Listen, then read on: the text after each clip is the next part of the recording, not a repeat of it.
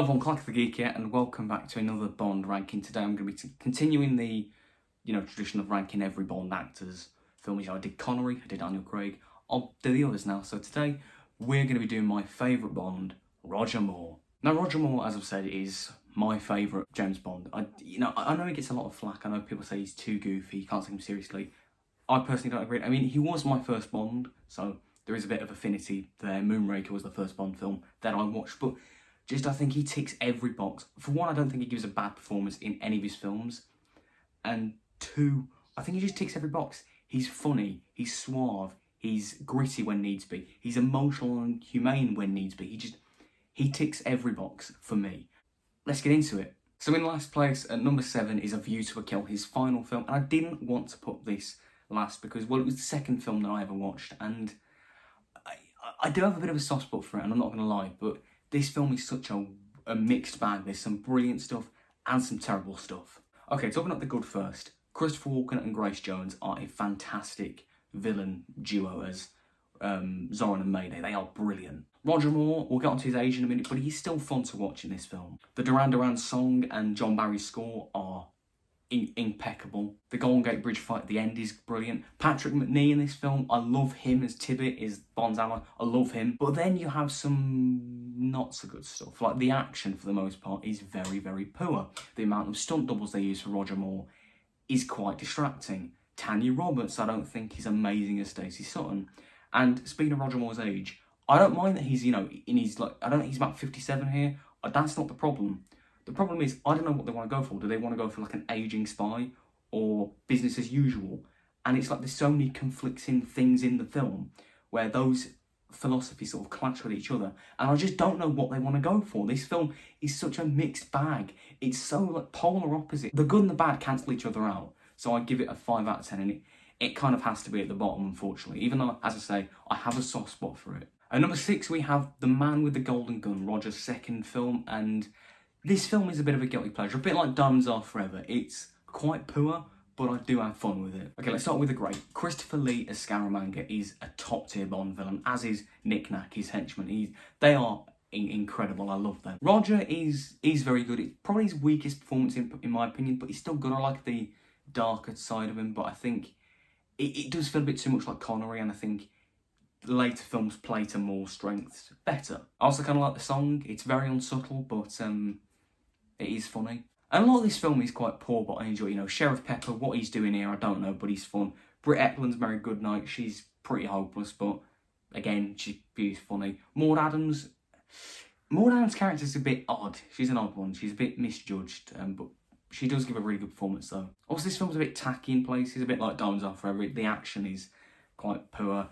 And that slide whistle, if you know, you know, but why? And it's a bit uncomfortable, this film, in places. Like some of the love scenes, like the bit where Bond's with the belly dancer, like it just makes it feel a bit icky after watching it. Is that just me? But overall, it's entertaining. It's a guilty pleasure film. At number 5, we have For Your Eyes Only. Now, I know a lot of people would probably have this a bit higher, but just know I still think this film is great. Okay, Roger Moore gives one of his best performances as Bond. He still cracks his jokes and he's still charming and whatnot, but he's a lot gritty. He pushes the car off the cliff with the man inside. He's more emotional, more humane, sympathetic with Melina and that kind of stuff. And he's fantastic in this film. Speaking of, Melina is a fantastic Bond girl, and I think she was brilliant. I also like some of the other quirky characters in the film, like Columbo, Bond's ally, Columbus, but yeah, Bond's ally, he's really cool. And Locke is a pretty interesting, cool henchman. He's the guy with the glasses, but I like him. There's some really cool action set pieces, like the Citroen car chase in the countryside and the skiing bit. I love that. I also love Bill Conti's score. Yeah, the guy who composed Rocky composes it, and the 70s, 80s, like disco-y kind of track. I love that. However, there are things that I do find fault with this film personally. I think, obviously, we're trying to go more down to earth, but I don't think it feels as natural as, say, From Russia with Love or License to Kill, because those films, they are grittier and darker. It feels more naturally born for those films, whereas this film, it doesn't feel as natural. I also think Julian Glover's kind of wasted as the villain. I mean, Julian Glover's a phenomenal actor, and he gives a great performance, but there's just nothing to him. And there's this weird plot point about like Bond being against revenge, which I feel like the way it's executed it's really like muddled. Like Melina's parents are killed, so she naturally wants revenge, but Bond keeps stopping her, and the way it's portrayed, it's like, well, why are you stopping? It's a bit muddled, but overall, still a great film, but with a few flaws. And number 4, we have Octopussy. I think this is a really underrated Bond film. I think people say this is really cheesy, and it's like, oh, Roger Moore dresses as a clown, and there's a Tarzan reference. But people just ignore like the really good stuff in this film. First of all, Roger Moore again gives a fantastic performance. He obviously cracks the jokes and whatnot, but he gives some really intense moments when he's confronting villains and such. He's really good in this film, I think. I also think you've got Maud Adams as Octopussy, and she's a brilliant Bond girl. And Maud Adams and Roger Moore in this film have the best chemistry out of all of Moore's Bond girls, in my opinion. The villains are also great. You know, Kamal Khan is brilliant. Govinda is a really threatening henchman, and Stephen Burkoff's General Orloff is absolutely insane, but I love him for it. There's a really good Cold War story with this whole like plotline of the nuclear weapons that they're going to explode at a US Air Force base under the guise of, you know, Octopussy Circus, and they're going to make it look like an accident. It's a really good like Cold War plot that I think people overlook. I also think the action is great. The pre-title sequence, Aquastar jet scene is incredible. The train fight is fantastic. I love the plane fight. And it's like, you know, when people say, oh, Roger Moore's too old, this film proves that you can have an aging Bond, because I still believe that he's doing this stuff.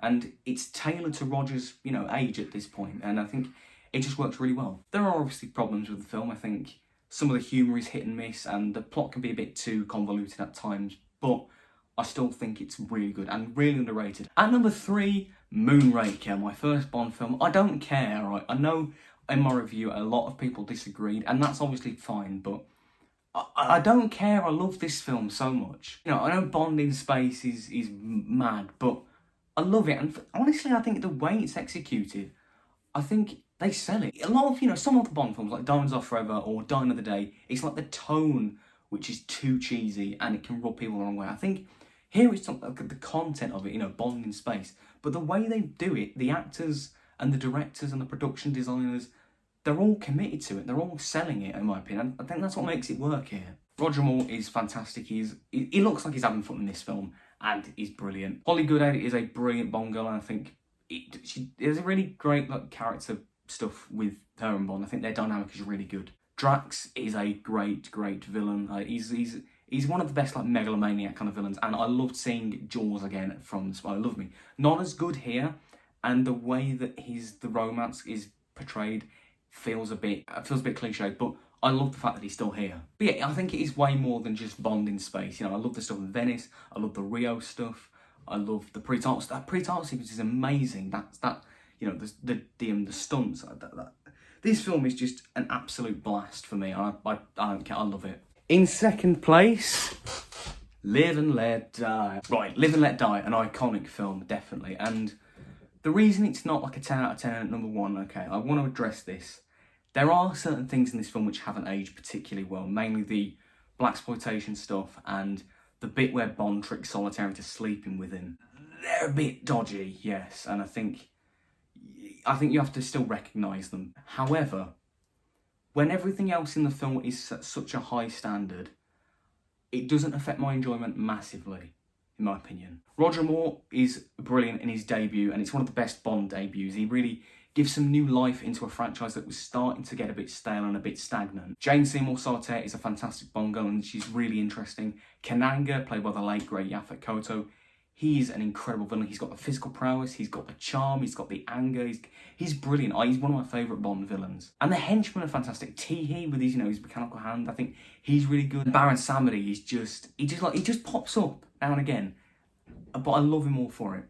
And even some of the more minor henchmen like Whisper or the taxi driver fella, I can't remember his name, but they bring so much life to it, and they're very, I think they're brilliant. They're memorable. If I can remember like the taxi driver henchman, you know you're doing something right. Visually, this film is so good. It's so vibrant and colourful, and I love the visual aesthetic of it. Some of the action is great. The boat chase is amazing. The bus chase, I love that bit as well.